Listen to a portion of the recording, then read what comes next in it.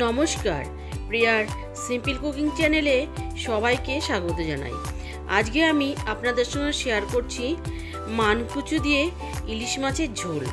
চলুন তাহলে আমরা রেসিপিটা শুরু করি। মানকচু দিয়ে ইলিশ মাছের ঝোল করার জন্য এখানে নিয়েছি মানকচু। এখানে আমি পুরোটা নেব না, হাফটা নিয়ে নেব। সেই জন্য প্রথমে আমি মানকচুটাকে হাফ করে নিচ্ছি। হাফ করে নিয়ে এবার কচুটাকে আমি ছুলে নেব, একটু মোটা করে ছুলবো। দেখুন আমি মানকচুটাকে ছুলে নিয়েছি, নিয়ে এবার আমি লম্বা করে পিস করে কেটে নিচ্ছি।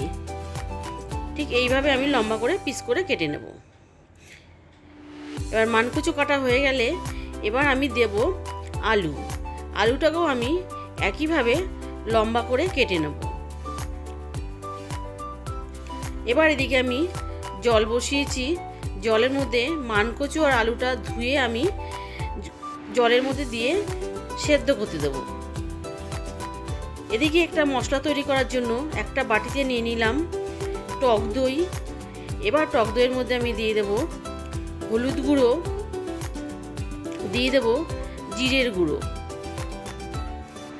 আর দিয়ে দেব কাশ্মীরি লঙ্কার গুঁড়ো, দিয়ে ভালো করে মিশিয়ে আমি রেখে দেব। এদিকে নিয়েছি একটা ইলিশ মাছ। ইলিশ মাছটাকে ভালো করে ধুয়ে পরিষ্কার করে নিয়েছি। মাছের মধ্যে দিয়ে দিলাম নুন আর হলুদ। নুন হলুদ দিয়ে মাছটাকে মাখিয়ে আমি মিনিট 5 রেখে দেব। এদিকে দেখুন আমার মানকচুটা প্রায় হাফ সেদ্ধ থেকে একটু বেশি হয়ে গেছে। আমি এরকমই সেদ্ধ করে নেব। এবার আমি জলটাকে ঝরিয়ে নেব। জল ঝরিয়ে কড়াই বসিয়েছি। কড়াইটা গরম হয়ে গেছে। কড়াইয়ের মধ্যে দিয়ে দিলাম সর্ষের তেল। তেলটাকেও ভালো করে গরম করে নেব। নিয়ে এবার আমি মাছগুলোকে সব দিয়ে দেব। আমি একবারেই সব মাছগুলোকে ভেজে নেব, তার জন্য আমি সব মাছই দিয়ে দিলাম। দিয়ে প্রথমে আমি মাছের এক পিঠটা হতে দেব।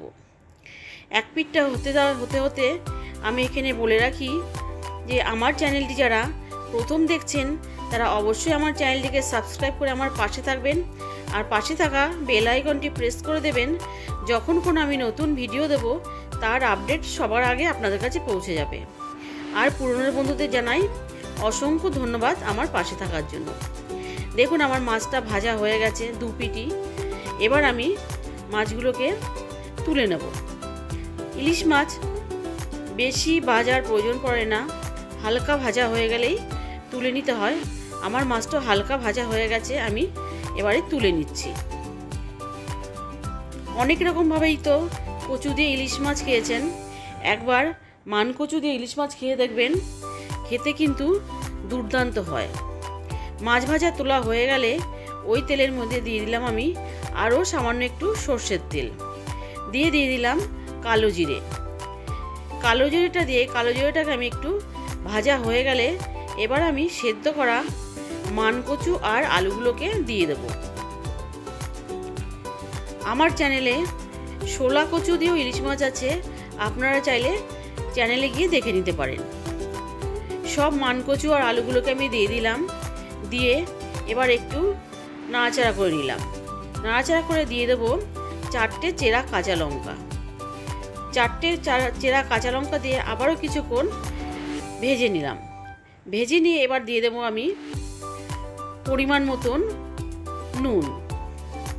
নুনটা দিয়েও আরও কিছুক্ষণ আমি ভেজে নেব।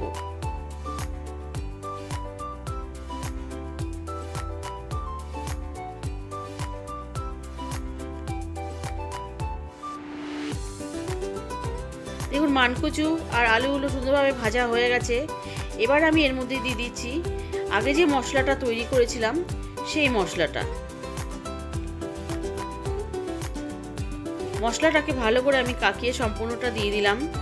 দিয়ে ভালো করে মানকচু আর আলুর সাথে একটু কষিয়ে নেব। একটু কষানো হয়ে গেলে এর মধ্যে আমি যে বাটিতে মশলা করেছিলাম সেই বাটি ধুয়ে একটু জল দিয়ে দেব। জল দিয়ে আবারও আমি কিছুক্ষণ কষিয়ে নেব। কষাতে কষাতে যখন সুন্দরভাবে তেলটা ছেড়ে আসবে তখন বোঝা যাবে যে কষানো হয়ে গেছে। দেখুন সুন্দরভাবে কষানো হয়ে গেছে। এবার আমি দিয়ে দিচ্ছি সামান্য একটু চিনি। চিনিটা দিয়ে আবার আমি মিশিয়ে নেব।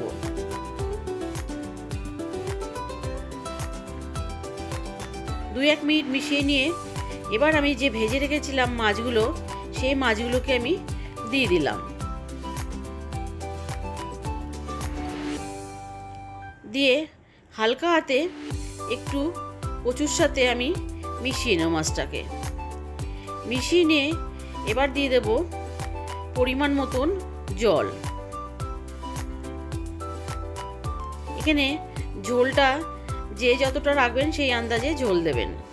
আমি দিয়ে দিলাম ওই 3 বাটি জল। দিয়ে এবার আমি একটু ফুটতে দেব। যখন একটু ফোটা শুরু করবে এবার আমি ঢাকা দিয়ে রান্না হতে দেব 5 মিনিট। আর গ্যাসটাকে আমি লোতে রেখে দেব। 5 মিনিট পর ঢাকা খুলে দেখুন মাছটা আমার একদম রেডি হয়ে গেছে। কচুগুলো সম্পূর্ণভাবে ভালোভাবে সেদ্ধ হয়ে গেছে। এবার আমি গ্যাসটাকে অফ করার আগে দিয়ে দেব 2 কাঁচা লঙ্কা। কাঁচা লঙ্কা দিয়ে আর মিনিট 1 মতো ফুটিয়ে নিলেই তৈরি হয়ে যাবে মানকচু দিয়ে ইলিশ মাছের ঝোল। কেমন লাগলো আমার আজকের রেসিপি অবশ্যই জানাবেন। ভালো লাগলে লাইক করবেন। সুস্থ থাকবেন, ভালো থাকবেন। ধন্যবাদ।